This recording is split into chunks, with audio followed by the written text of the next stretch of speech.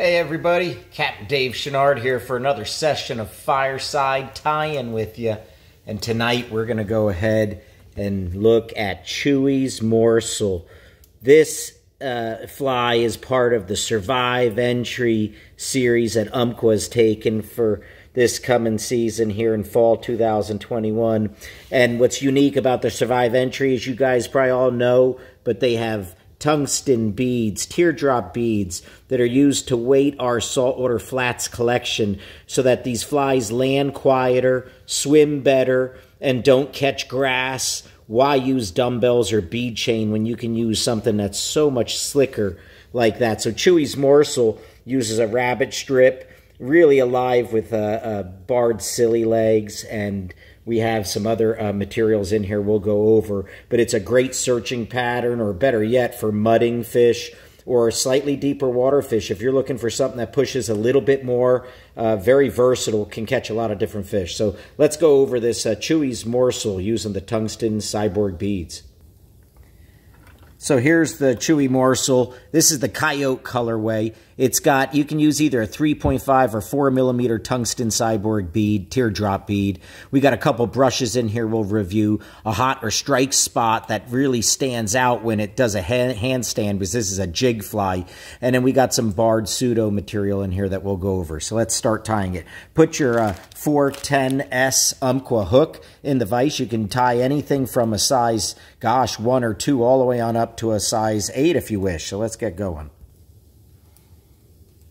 So you can use UTC 140 thread. This is tan or brown for the coyote colorway. Tan's great. Just go ahead and get that baby started. And then you're going to use some 021, 30 pound, 21 mono that you to hold the bead on. Just go ahead and flatten the end of the mono, like so. And for this pattern, we want this pattern to jig. It's going to do a handstand and really stick its butt up in the air, and that's what gets those fish to pound on it and pin it. So anyway, we're tying that facing forward, a little back from the eye, okay, like that, maybe about that. And then go ahead and take your 4 millimeter tungsten teardrop bead and feed it on. There is, some beads have a round front and a concave back. I don't think it matters too much, but you can look at that. I flatten it so that it can be lashed down nice and smooth. And then when you go bring that baby down, you want it so that the bead, when you lean it forward, goes just about up to the eye for this one. And then go ahead and you'll see that ramp we'll make as it goes right back down. All right, and you can trim that off. Go ahead and give your taper like that. And then we're going to go roll that bead back, okay, to give us room to do the head a little bit later. This is the cool part about this design. Look how that bead hangs below, and it makes sure that that hook is going to ride up. This is a true balanced fly, and all of that weight is well below that center line of the hook. So great design for weedless as well. All right, let's go ahead, and we're going to put on some ripple ice fiber.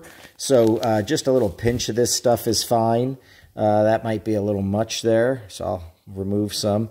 Advance your thread rearward, tie it in about halfway, and then pull it back. And then go ahead and run that down the bend of the hook, maybe a little light way, like that. You can go ahead and yank some of that out. If it's a little dense, it's not a big deal. I don't like even ends, so give yourself a quick little taper, and that'll be exactly what we're looking for. You can always thin it out if it's too much.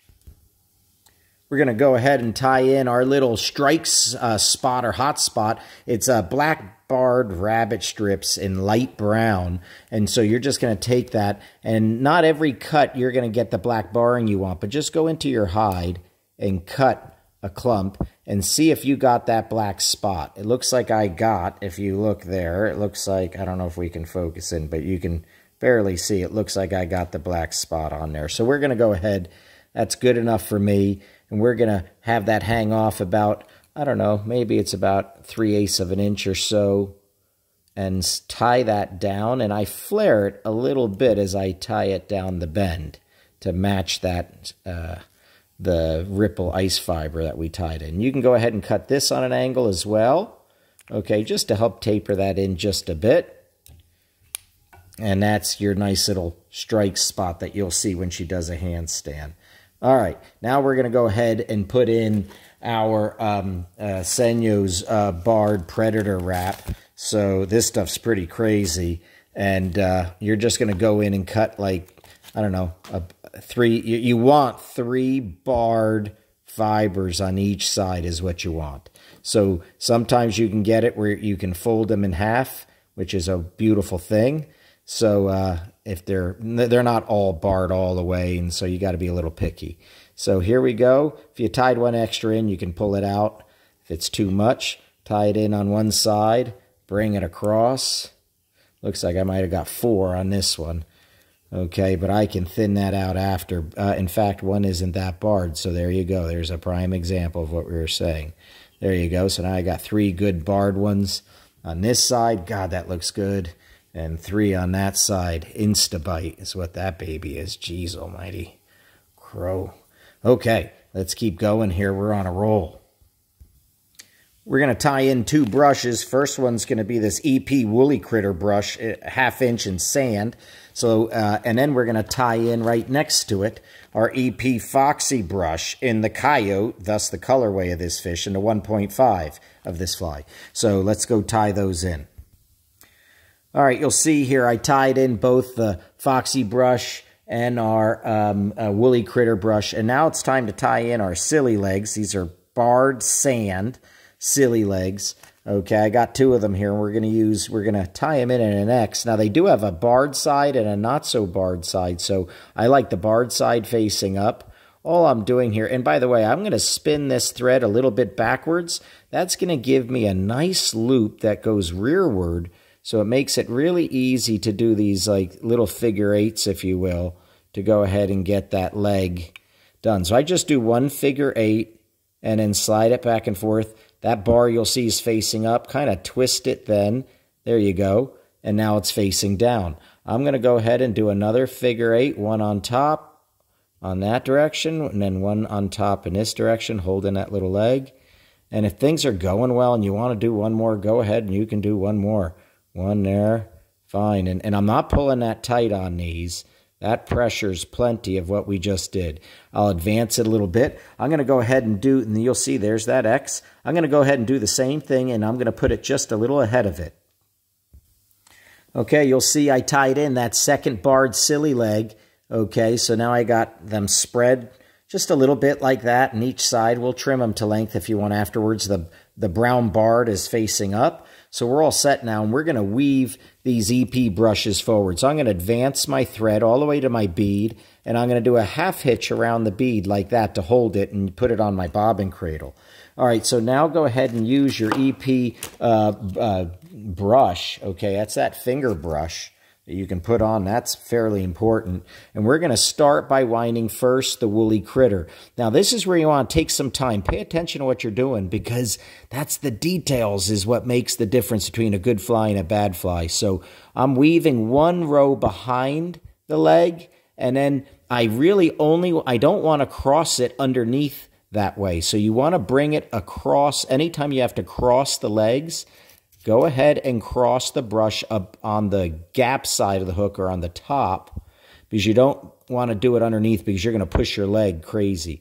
So in any case, I'm staying in a straight line underneath, and then if I got to cross, I cross on the top. In this case, I am going to cross on the gap side and get ahead of that leg.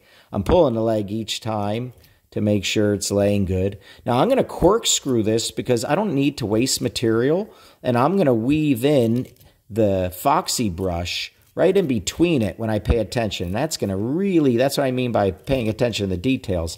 That's going to really give you something that doesn't hold too much water and not using too much material. Too much material prevents it from sinking, breathing. A lot of bad things happen with too much material. Okay, we go ahead and tie that in with a couple turns, and then put a couple turns ahead of it. In this case, we're going to do another 1/2 hitch, okay, because we're going to go ahead and bring the other brush forward. Let's cut that off and bring the other brush forward.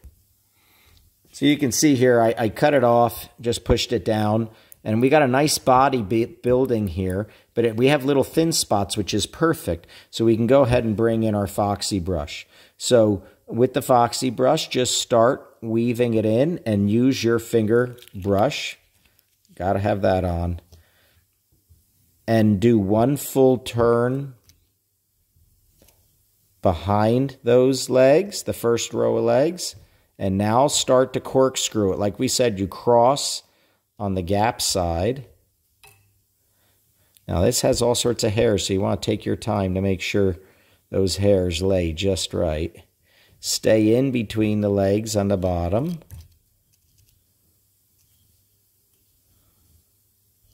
This brush looks so good with the guard hairs that it has. And then once again, cross in front of that leg.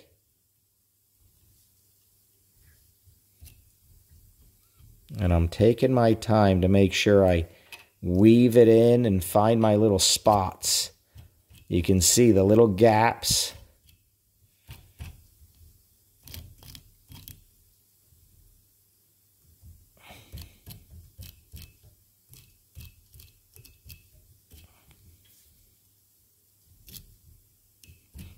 This gives you the under and the guard hairs. It's a beautiful body.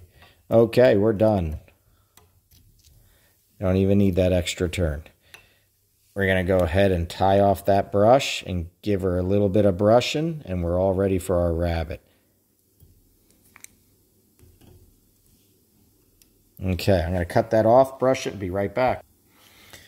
All right, before we lay in our rabbit, I want to mention here, you can push your guard hairs a little bit off to the sides, but you don't want all these guard hairs in the middle. So I'm going to trim with my scissors a nice flat little deck area here, platform, and that's going to be where I glue my rabbit down. I'm going to put a little gel super glue. And you'll notice I pulled these legs downwards like this and brushed my guard hairs up. And that's because those guard hairs help prevent these legs from fouling on your hook. They're like little mini weed guards, and they really do a great job. So anyway, we're now ready to go ahead and do our rabbit. So we're going to do our olive barred, okay, rabbit strips and flesh color. And we're going to go ahead and grab one here like this. And you'll see how pretty that is. And we're going to trim the tip on it. That's important. This gives you that incredible, awesome action, the game changer, the separation from you and every other Johnny out there. You got to go ahead and have this tickle a little bit better. So let's go ahead and give her little tickler here. See that? You just trim that like that. Oh boy, you can see it. Now when you trim that to a point, okay, you got to go ahead. Sometimes that leather, okay, doesn't have hair in the very end. No reason to have leather with no use, so you can go ahead and trim that off. You can wet this with a little bit of saliva to get a better look at it. And you go ahead and measure that up to your fly. Basically, you can make this any length you want. Okay, you can trim it shorter later, and then go ahead and trim it to length. Like I said, a little bit of saliva helps. Go ahead and line that up on your fly. And look at where the hook is going to pierce through the rabbit skin. Mark it with your fingernail and push your hook right through there. And pop that fly out of that vise. By the way, this is a Peak True Rotary, and God, I love them. Works awesome for what we're doing here. I love that positive snap. Do you hear that jaw snapping? Boy, it's a good sound. All right, now let's go ahead and use our gel. You can use any kind of super glue gel. We already trimmed a little flat platform, so we're going to go ahead and put a little strip of gel. You don't have to go crazy with it, but you want to get some good gel on that rabbit strip, and then go ahead and pull that down in the back and stretch it across all the way, and we're going to go ahead and tie that in. Just like that. Now, right now is when you can make sure it's nice and centered. Squeeze that rabbit all the way down and get that gel to bond with those hairs. It won't take much to keep that fixed to that, and it gives you lots of gap. Like I said, you can wet this. Let's go ahead and finish up our nice little head. This is when you push the bead back. That's the beauty to this design with these beads.